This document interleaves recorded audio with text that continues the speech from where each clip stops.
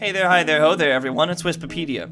Here are 5 things I really hope Capcom gets down for Monster Hunter Rise. Number 1, monster variety. This is sort of a no-brainer because we've already seen so many monsters that are coming to Nintendo consoles for the first time. Entries like Anjanath and Tobi-Kadachi, which were introduced in Monster Hunter World. I, however, am really looking forward to seeing more original monsters for the game, as the new additions are already getting me even more stoked. Gossarag, Acnosom, Tetranodon, Somnicanth, and Magnum Malo have insane designs. Not just the monsters, but the weapons and armor too. It'll be really fun to learn their movesets and get a handle on the fights. Plus, the more monsters there are, the more weapons and armor we'll be able to chase. It's important to note here, we still don't even know what the Elder Dragons will be for this game. Even just with the low tier and mid tier wyverns, it seems like we have a lot of variety, and I honestly really hope that this carries on into the Elder Dragons as well.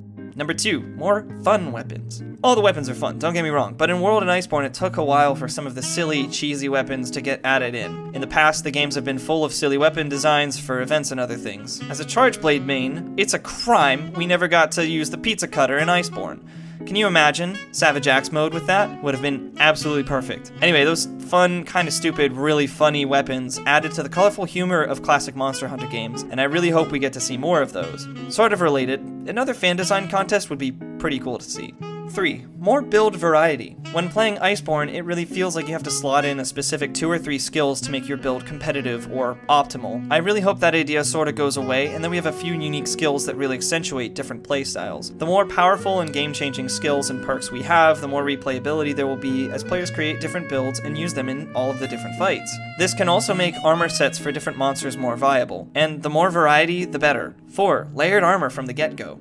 Layered armor and weapons are among the coolest ideas in Iceborne. Transmog in any game is always a plus. The only problem with Iceborne's layered armor system was that it was added fairly late into the game's life cycle. At the point that the Master Rank sets were coming out, I myself was already farming Fatalis armor and didn't really need to go to the Guiding Lands to grind out more Great Spirit Vein gems and make those sets. This is a fairly personal gripe, and I get that, but it would be really great to see a system that is implemented from the start. It will be easier to find a lobby that is focused on farming specific monsters the closer to release we are, but I can also see how adding something like this later in the game's life cycle can fill out a player's time in game. Also, so long as it's free, how can anybody really complain? 5, a tutorial that is not just text-based. First time I played Monster Hunter, I was just sitting in the background on hunts with my friends. I didn't really learn how to play the game. I didn't feel like a part of the team, and I got pretty bored. That said, after I hopped into solo hunts and started getting a feel for how the game worked, I started to understand the weapon and items and all of that fun stuff. Some things really aren't explained well through walls of text. For example, what is Cleanser for? What are Blights? Do I need to care about elemental damage? Is it like Pokemon? These are questions that veterans know the answer to by heart, but to a newcomer, this sounds like a foreign language.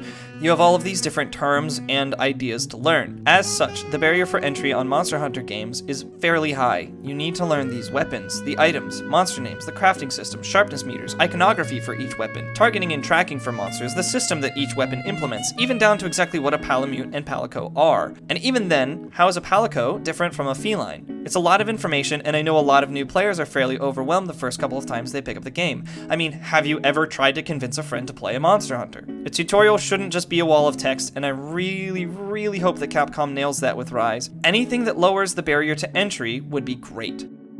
So there you have it. 5 things that I really hope Capcom nails for Monster Hunter Rise. And hey, thanks for watching. Seriously, you don't even know who I am. My name is Wispipedia. I usually just go by Wisp. If you like this, rad. You already know what the YouTube people want you to do. I'm also on Twitch at twitch.tv/Wispipedia. I'll catch you next time.